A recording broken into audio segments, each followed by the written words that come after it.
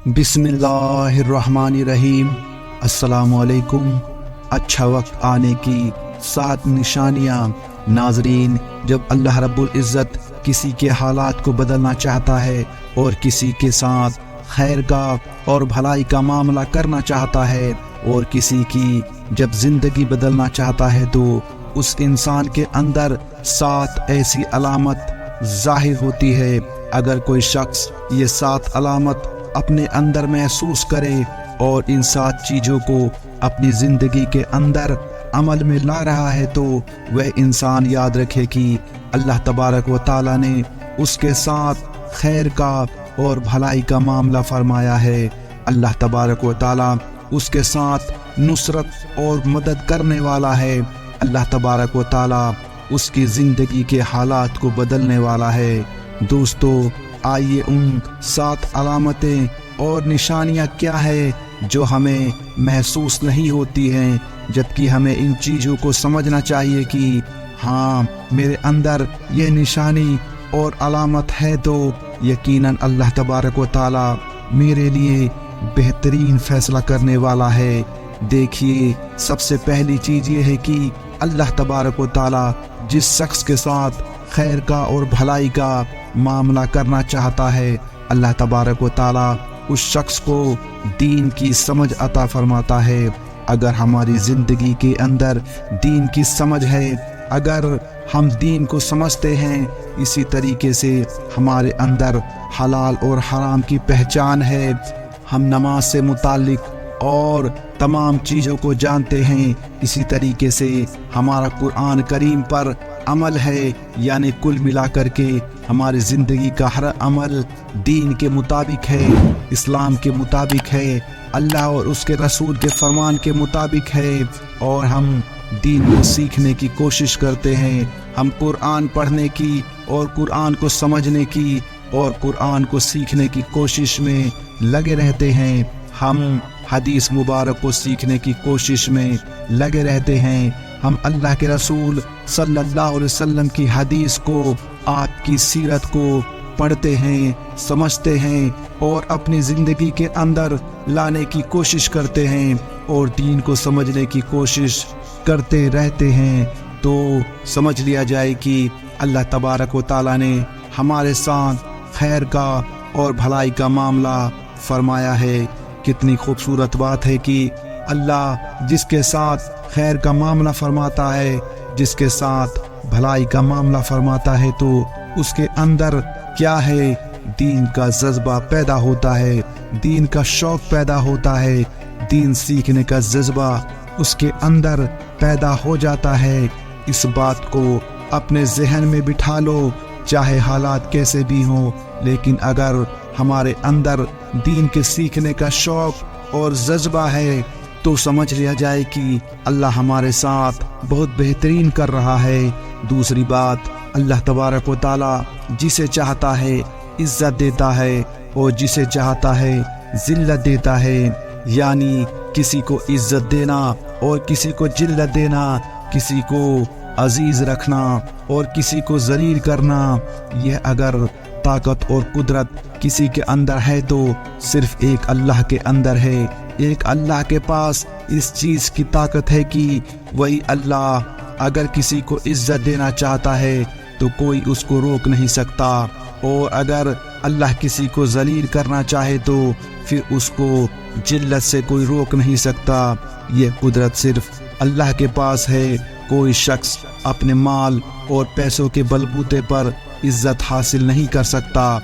अगर इज़्ज़त किसी को देता है तो सिर्फ अल्लाह ही देता है। ये हमारा यकीन और एतमाद होना चाहिए, और इंसान इल्म हासिल करके, कुरान सीख करके और अपने अल्लाह के यहाँ पर अपना एक मकाम और मर्तबा पा सकता है, अपने अल्लाह के यहाँ पर इज़्ज़त पा सकता है। सिर्फ अपने अल्लाह को राज़ी करके अल्लाह तबारक व ताला उसके लिए दर्जा को बुलंद कर देंगे। इससे बेहतर कौन सी इज़्ज़त हो सकती है। कल क़यामत का दिन होगा और जो गुनहगार बंदे हैं जिन्होंने अल्लाह की नाफरमानी की है, अल्लाह तबारक व ताला कल क़यामत के दिन उनको ज़लील कर देगा, और जो اللہ کو خوش کرنے والے اعمال کرتے رہتے ہیں، قیامت میں اللہ تبارک و تعالیٰ ان کو باعزت کر دے گا۔ وہ تو عز من تشاء وہ تو ذل من تشاء، اللہ جسے چاہتا ہے عزت دیتا ہے، جسے چاہتا ہے ذلیل کرتا ہے۔ یہ ہمارے دل میں عقیدہ ہونا چاہیے۔ اسی طریقے سے تیسری بات کہ اللہ تبارک و تعالیٰ اپنے بندوں کو آزمانا چاہتا ہے۔ اگر کسی پر کوئی آزمائش آ گئی تو پھر اس آزمائش پر اگر کوئی شخص صبر کرتا ہے اور اللہ کے فیصلے پر راضی رہتا ہے کہ اللہ نے میرے لیے جیسا فیصلہ کیا ہے میں اس پر خوش ہوں، تو اللہ تبارک و تعالیٰ اس کو نواز دیتا ہے، اللہ تبارک و تعالیٰ اس کو راضی کر دے گا، اللہ تبارک و تعالیٰ اس کو خوشحال کر دے گا، کیونکہ اللہ کے فیصلے پر یہ راضی ہے، اللہ تبارک و تعالیٰ کے آزمائش پر یہ راضی ہے۔ اگر یہ صفت ہمارے اندر پائی جا رہی ہے، یہ ایمان اور یہ عقیدہ، یہ جذبہ، یہ شوق ہمارے دل کے اندر ہے اور ہم سب کچھ ان ساری چیزوں پر عمل پیرا ہے، تو سمجھ لیا جائے کہ اللہ تبارک و تعالیٰ یقیناً ہمارے حالات کو بدل دے گا، ہماری زندگی کو یقیناً بدل دے گا، کیونکہ ہم اللہ کے ہر فیصلے پر راضی ہیں، اور جب ہم راضی ہیں تو پھر اللہ تبارک و تعالیٰ ہمارے لیے بہترین فیصلہ فرما دے گا۔ چوتھی چیز کیا ہے؟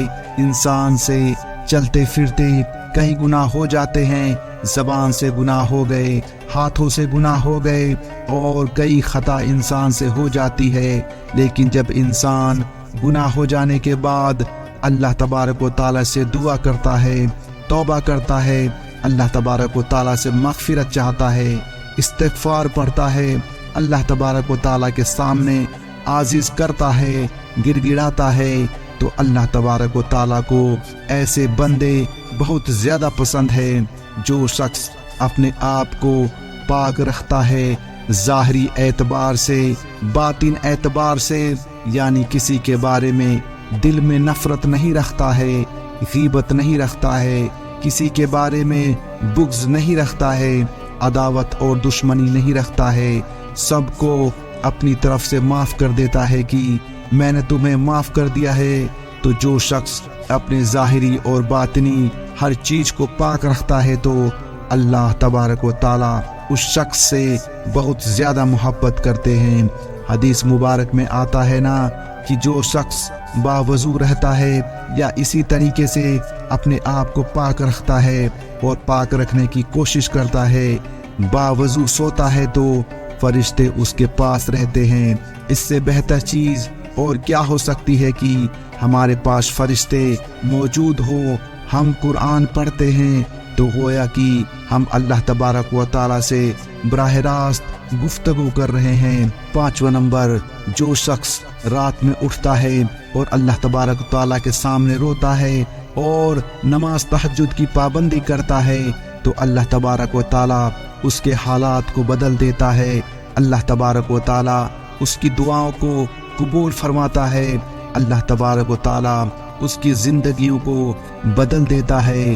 تو نماز تہجد ایک ایسی نماز ہے کہ جس میں انسان اپنے گناہوں کو یاد کر کے اور اپنی غلطیوں کو یاد کر کے اور پھر ان سے توبہ کر کے اور پھر اللہ تبارک و تعالیٰ کے سامنے مغفرت چاہتا ہے، اپنی بھلائی کے لیے دعائیں کرتا ہے، اپنی زندگی کے بدلنے کے لیے دعائیں کرتا ہے، تو اللہ تبارک و تعالیٰ صبح کے وقت میں ہر بندے کی دعا کو قبول فرماتا ہے۔ تو اگر ہمارے اندر یہ عمل پایا جا رہا ہے کہ ہم تہجد پڑھتے ہیں اور دعائیں کرتے ہیں اور اللہ تبارک و تعالیٰ سے مغفرت طلب کرتے رہتے ہیں، تو سمجھ لیا جائے کہ اللہ تبارک و تعالیٰ بہت جلد ہماری زندگیوں کو بدل دے گا، اللہ تبارک و تعالیٰ بہت جلد ہمارے حالات کو درست کر دے گا۔ یہ یقین، یہ اعتماد، یہ ہمارے اندر ہونا چاہیے۔ اتنا کامل مکمل بھروسہ ہمیں اللہ کی ذات پر ہے کہ اللہ نے میرے ہر عمل کو قبول بھی کر لیا اور میری دعا بھی قبول کر لی، تو سمجھو اللہ تبارک و تعالیٰ نے ہر مسئلے کو حل کر دیا۔ ہمارا ایمان جتنا مضبوط ہوگا، یقین جتنا مضبوط ہوگا، اللہ تبارک و تعالیٰ اسی ایمان، اسی یقین، اسی اعتماد اور اسی بھروسے کے مطابق ہمارے لیے فیصلہ فرما دے گا۔ چھٹا نمبر، اسی طریقے سے اللہ تبارک و تعالیٰ کا شکر ادا کرتے رہنا۔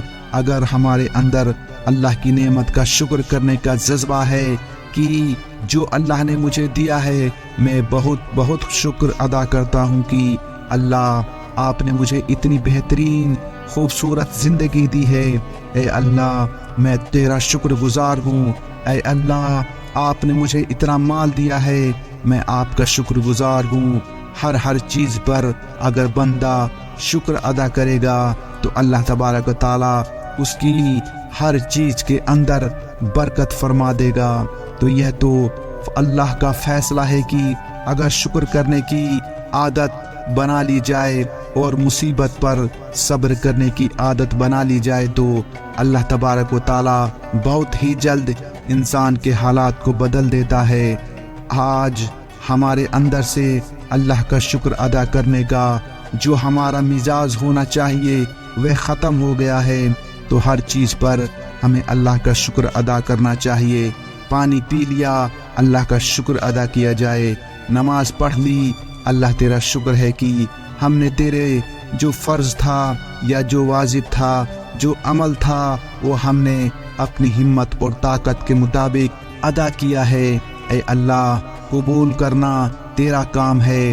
اے اللہ تیرا شکر ہے کہ ہم نے ایک نیک عمل کر لیا ہے، تاکہ اللہ تبارک و تعالیٰ ہمیں آئندہ سے اس عمل کی مزید بہترین طریقے سے اس کے ادا کرنے کی توفیق عطا فرمائے۔ اللہ نے ہمیں کچھ کھانے پینے یا ہماری تجارت کے لیے اللہ نے اسباب دے دیے ہیں، تو اللہ کا شکر ادا کرے گی۔